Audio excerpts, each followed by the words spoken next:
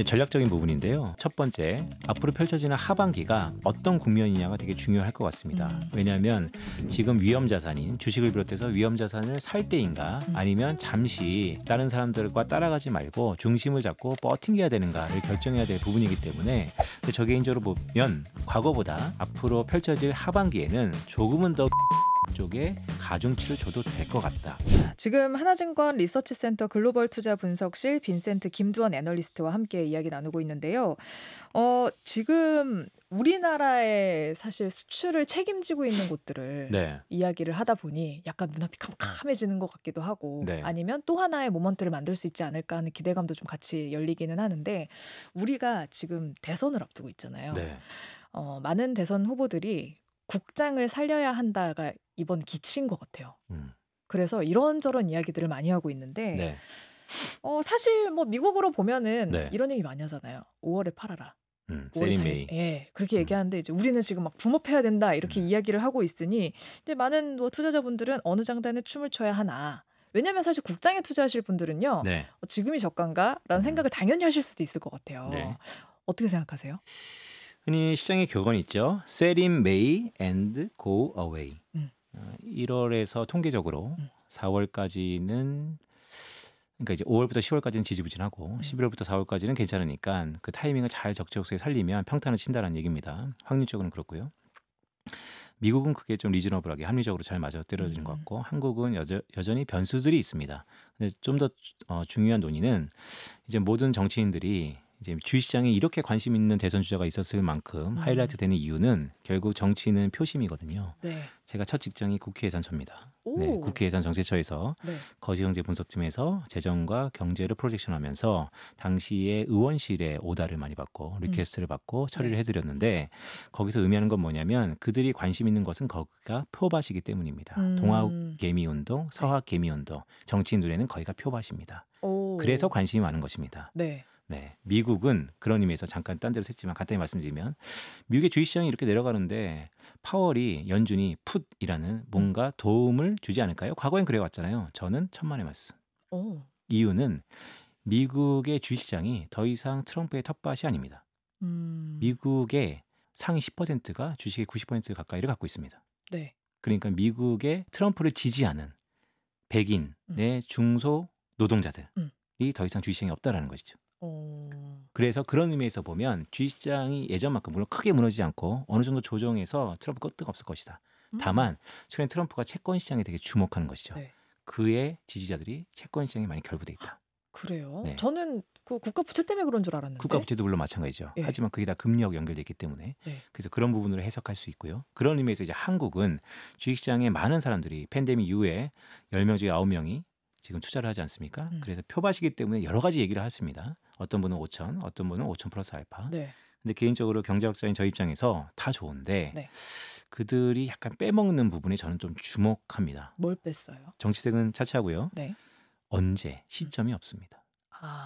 명확한 그 기준 목표 네. 얘기를 안 하는 거죠. 그러니까 이제 5천 포인트 달성할 겁니다. 10년 뒤에 아니면 3개월 뒤에 아니면 뭐 3년 뒤에 그 시점이 좀 더 그러니까 구체적인 정책이 있냐라고 반문할 수 있는 것이고 따라서 그 시점을 당길 수 있는 것은 구체적인 정책인데요. 네. 정책이라는 게 촉매제 역할을 할 수 있죠.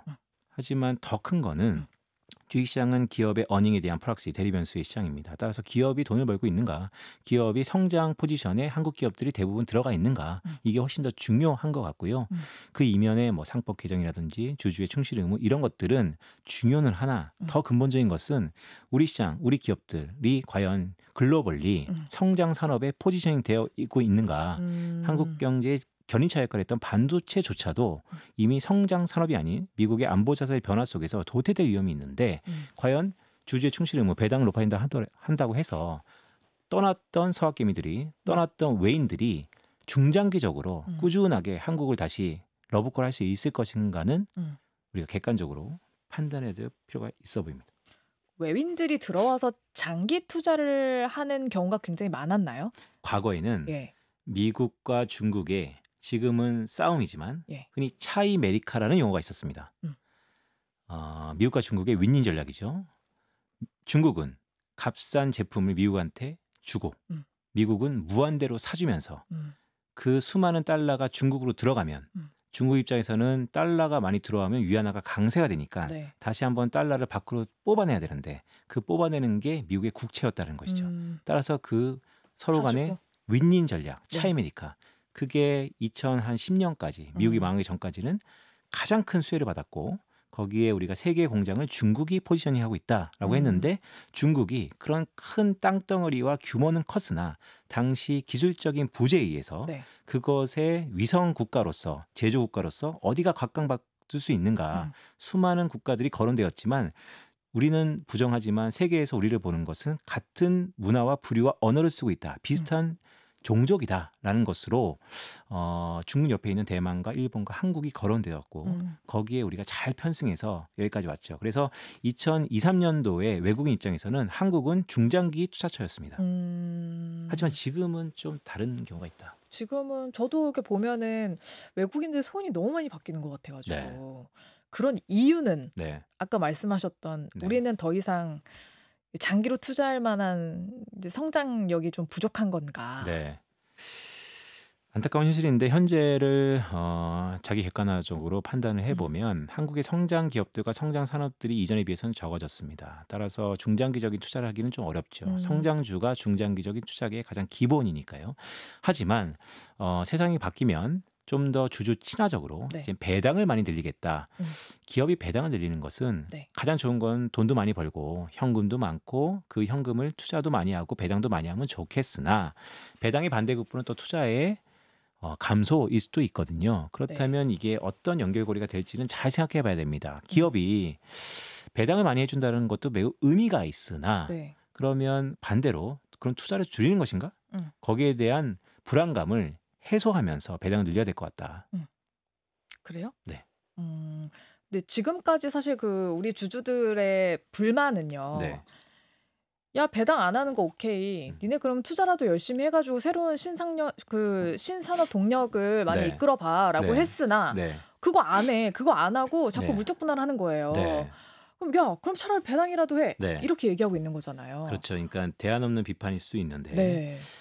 배당은 안 해도 그래 100번 이해할게. 다만 어떠한 주주가 된다는 것은 투자와 투기가 좀 다른데 가장 이제 포멀하게 말씀드리면 주주가 된다는 것은 그 회사를 같이 운영하는 운영자의 마인드입니다. 그렇다면 2보 전진이나 1보 후퇴도 충분히 감내할 수 있다라는 생각을 갖고 네. 주식을 주가와 회사를 바라본다면 말씀하셨던 것처럼 지금 배당은 다소 좀 적다 하더라도 기업의 성장성을 위해서 투자하면 좋겠으나 너무 딴짓을 많이 하더라. 따라서 그럴 바에는 강한 매스를 통해서 법을 개정하면서까지 이사의 충실 의무를 도입해서 그것을 재편하겠다라고 하는 것인데 물론 필요하죠. 물론 필요할 것 같습니다. 일부 기업들과 하지만 그 안에서 모두에 말씀드렸던 것처럼 성장이 훼손된다는 것이 오히려 문제일 수도 있으니 성장을 훼손하지 않으면서 네. 배당을 늘리는 네. 그런 정책도 필요하지 않을까? 어떤 게 있어요? 그렇게 하려면? 정치 시간으로 그게 바뀌었습니다. 가능할까 싶은 거예요. 왜냐면은 네네. 정치인들은요. 네. 정말 아까도 말씀하셨지만 정말 좋은 정책을 하고 싶어도 네. 하려고 마음을 먹었어도 네. 잘 모르니까 네. 일단 표가 많이 몰리는 곳에 그 사람들 이야기 들어주자 이렇게 갈 수 있잖아요. 네, 네. 근데 이제 경제 전문가들 네. 특히나 이제 완전 일선에서 보시는 분들은 네. 저거 저렇게 손대면 안 될 것 같은데 네. 매스를 이렇게 갔다가 저렇게 가야 되는데 지금 너무 일자로 그어버리려고 하네. 네, 네. 이런 걱정들을 좀 하실 것 같다는 거죠. 네, 네. 그래서 그러면 지금 정치권에서는 당장 네. 여론조사로 봐도 그렇고 네. 다들 뭐 이재명 대표가 될 것 같으니까 이재명 후보가 될 가능성이 아직까지는 크니까 네. 상법 개정한다고 하고 뭐 네. 자본시장 걷는다고 하고 이 얘기를 하는데 네. 뭐 증여할 때도 옛날처럼 막 상속세 그렇게 막 후려쳐가지고 네. 상속세 안 내고 이런 사람들 뭐 처벌하겠다 내지는 뭐 그 전에 가격으로 돌려서 하겠다 막 네. 이런 법들을 막 내놓고 있는데 네. 맞는 방향이냐고 제가 여쭤보는 거예요. 네. 일단은 저희 벌써 그래도 한 40분 넘게 하는데 네. 가장 눈이 빛나셨어요. 네. 제가 적을 옮긴 지가 이제 한 달도 안 되기 때문에 네, 다시 한번 조심스럽고보다 네. 다시 적을 옮기면 안 되기 때문에 근데 제가 팩트는 좀 말씀드릴게요. 제가 생각하는 말씀을 허심탄회하게 말씀드리도록 하겠습니다. 기업이 배당하는 것은 얻는 것도 있고 잃는 것도 있습니다. 주주가 원하는 것은 투자도 열심히 하면서 배당도 하라는 것입니다. 하지만 제로섬일 수 있습니다. 그쵸. 정책은 그 제로섬을 줄여줘야 됩니다. 음. 투자를 더 많이 하는 기업들에게 배당의 반대급부로 세제 혜택을 주면서 기업의 입장에서는 배당을 하면 하더라도 그에 대한 자금에 대한 루스가 좀 적게 하는 방안이 충분히 마련될 것이라고 보고요. 그런 의미에서 보면 영원할 수는 없죠. 모든 것은. 하지만 단기적으로 주주의 불안감과 기업의 불안감을 어느 정도 믹스할 수 있는 연착륙할 수 있는 방안이 아닐까. 투자를 좀 더 활발히 하는 기업에게 과감한 세제 혜택으로 배당에 대한 루스를 줄여준다면 기업이 이전보다 배당을 많이 하면서 네. 투자할 수 있는 방안이 분명히 있을 것이다 라고 생각을 하고요. 네. 제가 뭐 정책 위반자는 아니지만 네. 저는 지금 신선했어요. 지금 신선하죠. 들으면서. 네. 네. 그래서 제가 이제 적을 옮기자면 안 네. 돼서 저도 뭐 교수님들하고 다시 뭐 다른 데 프로젝트를 많이 하고 있지만 이제 그런 게 아마 가시화 될 거라고 보고요. 저는. 그리고 두 번째는 더 중요한 것은 결국 이 성장에 대한 모멘텀을 민간 자체에서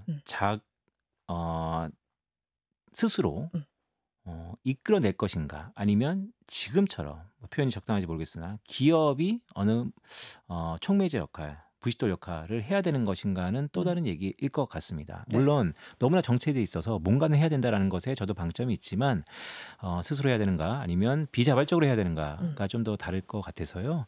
근데 모두의 아까 말씀드렸던 것처럼 배당도 늘어나면서 허튼짓 안 하는 걸 어떻게 방지해야 될까요? 라는 것은 투자의 인센티브와 배당이 충분히 공존할 수 있다. 물론 영원할 수는 없지만 어느 시기까지는 공존할 수 있다라는 말씀을 드리고 네. 저는 개인적으로 뭔가 변화는 항상 긍정적이다라는 생각을 갖고 있으면서도 주주 충실 의무의 상법 개정보다는 자본시장법도 상장 기업만 대상으로 하는 것이 저 개인적으로는 그래도 플러스 요인이 조금 지금 시기에서는 있지 않을까라는 생각도 조심스럽게 하고 있습니다. 예.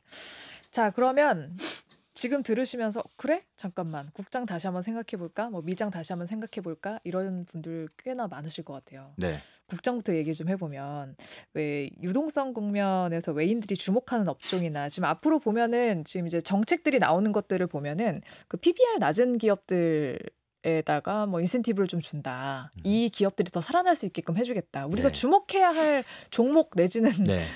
뭐 네. 기업들 어디 네네. 있을까요?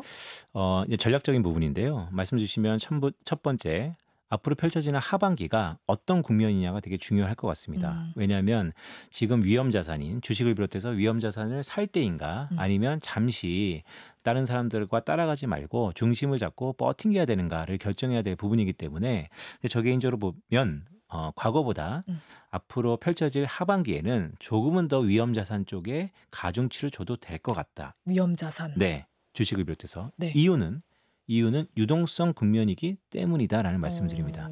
글로벌리 보면 유동성이라는 것은 달러의 약세, 금리의 인하, 이것은 시중에 돈이 풀린다는 것입니다. 네. 지금 달러가 약해질 가능성이 높고요. 금리는 인하할 가능성이 높습니다. 네. 그렇다면 유동성 국면에 들어가는 것이죠.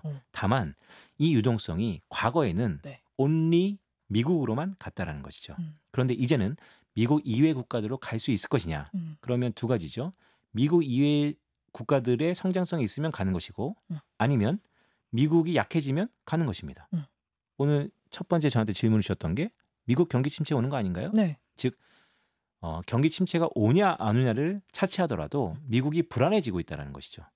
그렇다면 유동성은 늘어났고 미국이 불안해지고 있다는 측면에서 그동안은 쳐다도 안 봤던 비미국 지역, 유럽을 비롯해서 이 아시아, 아세안 지역의 눈길이 갈 것이다. 네. 그러면 그 가운데서 정책적으로 첫 번째는 무조건 성장이죠. 중장기 투자는. 하지만 성장에 대해서 이 패러다임 변화 속에서 다들 자신이 없다라고 한다면 단기적인 시각에서 많이 하락했던 국가는 어디지? 아니면 정책적으로 뭔가 주식시장에 이로운 것을 많이 하는 국가는 어디지? 라고 놓고 본다면 아까 말씀드렸던 한국 또 거기에 범주에 들어갈 가능성이 높고요. 예. 그런 의미에서 보면 자사주 매입이라는 것이 미국의 퇴직연금 펀드인 401k 펀드의 가장 큰 트렌드의 상승 추세의 근간에는 자사주 매입이 있었다는 의미에서 네. 한국도 이젠 자사주 매입이 또 다른 포커스가 될 것 같습니다. 그렇다면 좀 더 재무제표를 많이 보시는 입장에서 감히 말씀드리면 기업에 현금이 많고요. 네.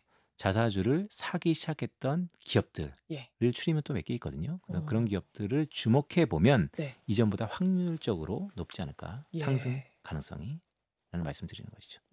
돈이 많이 풀린다고 위험 자산 얘기하셨는데 혹시 약간 좀 벗어난 얘기긴 하는데 뭐 코인이나 부동산 이쪽도 늘어날 거라고 보시나요?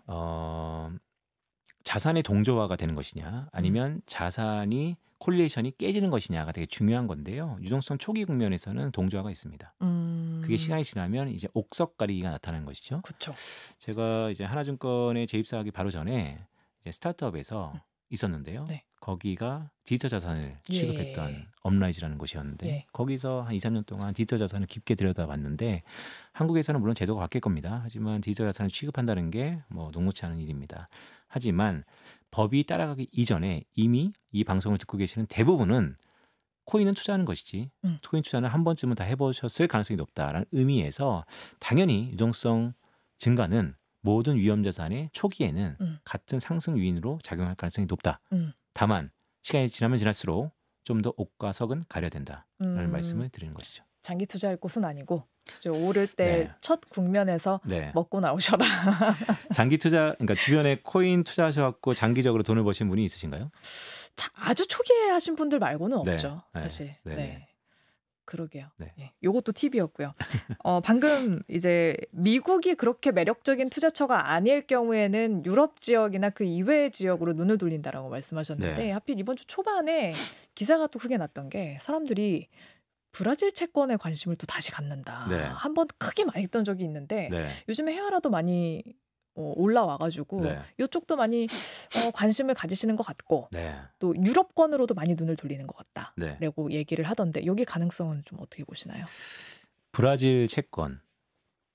제가 지금 하나증권 조직에 7년 만에 다시 돌아온 건데요.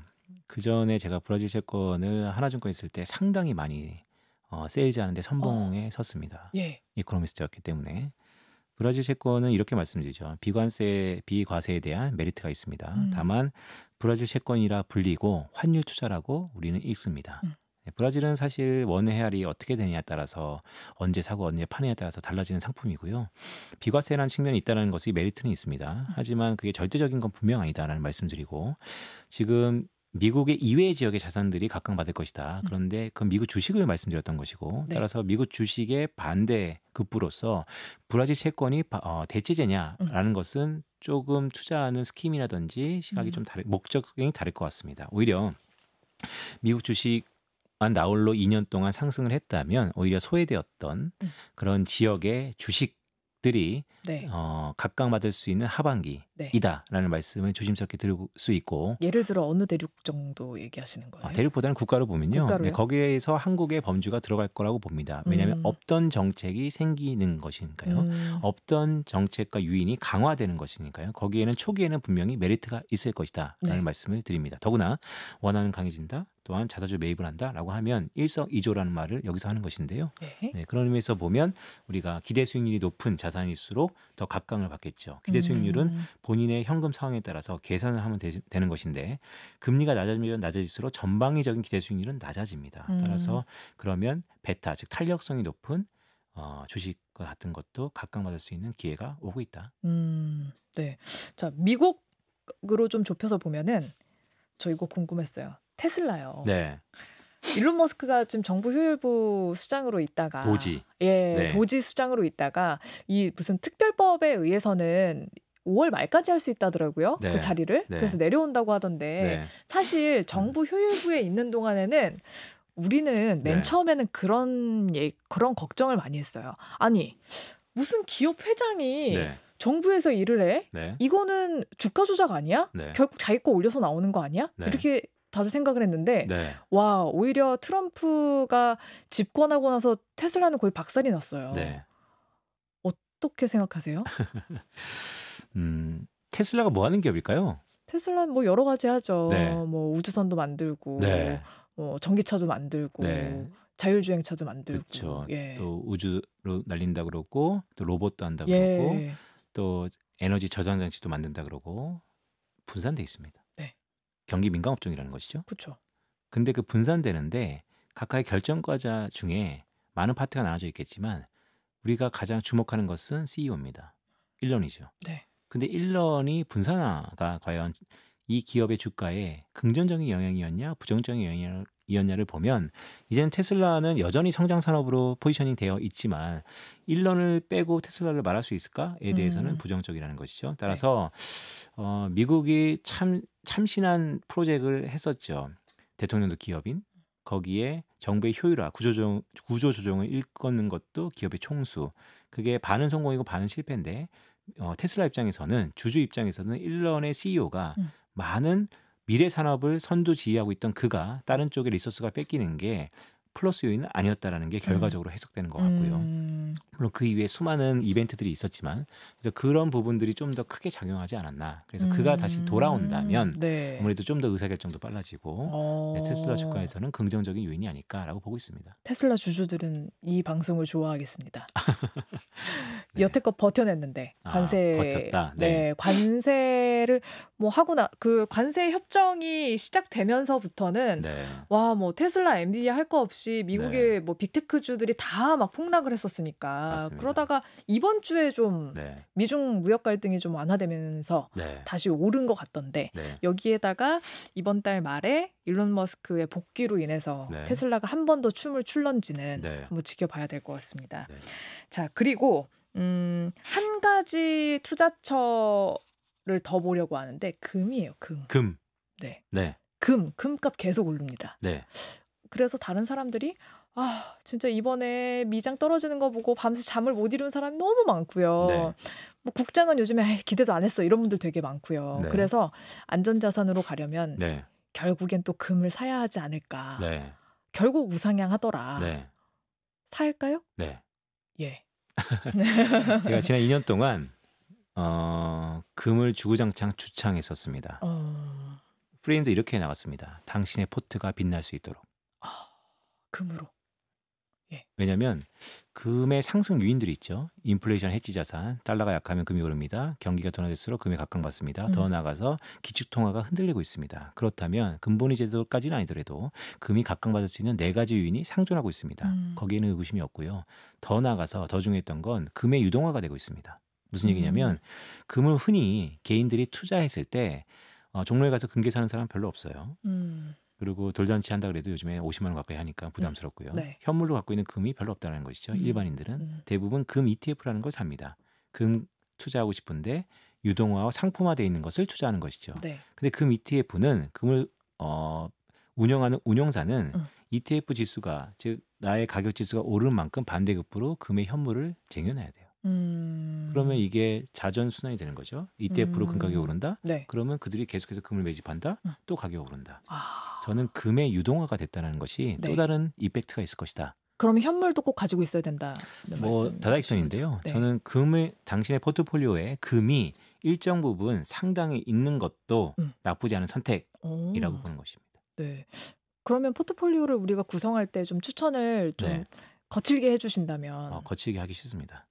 왜냐하면 이게 되게 중요한 게 포트폴리오가 가장 각색이어야 돼요. 어떤 부분의 현금 흐름과 그 다음에 투자 성향 등등에 따라 다를 텐데 근데 흔히 절대적인 것은 그전까지 그냥 포멀하게 말씀드리면 주식의 비중도 있고 채권의 비중도 있고 유동성도 있고 해야 되는데 그중에 저는 콕 찍어서 금은 좀 상당 부분 살 수 있을 만큼 이렇게 금을 담아도 되나 싶을 정도로 한번 담아볼 시기다라는 말씀을 첫 번째 드리는 거고 네. 그동안 주식 그러면 미국이지 빅테크지 M7이지 라는 시국이 지난 2년이었다면 네. 짧게라도 아니면 한 6개월이라도 빅테크보다는 그래도 여타 소외되었던 한국을 위시한 다른 국가들의 주가지수 아니면 뭐 인덱스라도요 한번 담아보는 시기가 있으면 좋지 않을까라는 말씀을 솔직하게 드립니다. 어찌 보면 주류들만 담았던 포트폴리오를 지금 한번 재편해야 할 시기 네. 정도로 보시는 거죠? 메인스트림 즉 주류라는 것은 계속해서 추세가 이어진다는 것이죠. 따라서 주류는 그대로 가져가되 아예 없애라는 게 아닙니다. 하지만 비중 조절은 조금 해봐도 괜찮은 시기. 네, 알겠습니다. 그걸 어떤 좀 매번 주기가 바뀌듯 그렇게 하는 게 아니라 이런 상황을 보면서 하는 게 포트폴리오 재편인 거죠? 그거는 전략을 어떻게 가져가냐에 따라서 전략적인 접근이냐 전술적인 접근에 따라서 테크니컬하게 좀 다른데요. 그냥 간단히 말씀드리면 가능하다면 과거에 대한 정보보다는 앞으로 펼쳐질 시나리오를 세워서 거기에 확률적으로 맞게 자기 성향대로 포트폴리오를 꾸려가는 것이 좋은 것이고요. 이 말씀 꼭 드리고 싶습니다. 이게 왜 이렇게 복잡하냐. 그냥 하나에 뚝 하고 그냥 말면 되지 않느냐. 세상에 수많은 경험이 있지만 네. 변화는 항상 긍정적이다. 이거 매일매일 하기 힘들시다 하시는 분들은 뭐 하나증권에 맡기시면 되는 건가요? 노코멘트 하겠습니다. 네, 저희 하나증권에 맡기면 너무 좋죠. 네, 그래요. 아, 그래서 요즘에는 잠을 못 자잖아요. 네. 미장해야 되고 국장해야 되고 코인해야 되고 이러면 네. 와, 진짜 막 머리털이 쭈뼛쭈뼛 선다 이런 얘기하시는 분들 많은데 오히려 그래서 그냥 맡겨놓는다는 분들도 많아요. 두 가지를 동시에 해야 될 것 같습니다. 이제는 직판하는 시대입니다. 물류도 그렇고 유통도 그렇고 하물며 재테크도 그렇고요. 이제는 중간에 관리자를 믿지 못하겠다. 음, 맡겨놨더니 내 계좌는 없어졌다. 차라리 내가 음, 하는 게 낫겠다. 세상에 정답이 없죠. 하지만 저는 병행하셔라라는 말씀을 드립니다. 자기가 직접 한다는 것은 그만큼 알고 싶다라는 니즈가 있다라는 것이고, 즉 저희 같은 전문가들 아니면 교육에 대한 니즈가 있다라는 것이고, 일임한다는 것은 그때그때 내 판단이 맞는지 틀리는지 한번 바로미터로 보고 싶다라는 것이기 때문에 저는 이왕이면 다 하셔야 그 또한 포트폴리오로 맞습니다. 예, 그렇게 가져가면 되겠습니다. 자, 지금까지 하나증권 리서치센터 글로벌 투자 분석실 빈센트 김두원 애널리스트와 함께 이야기 나눠봤습니다. 오늘 말씀 고맙습니다. 고맙습니다.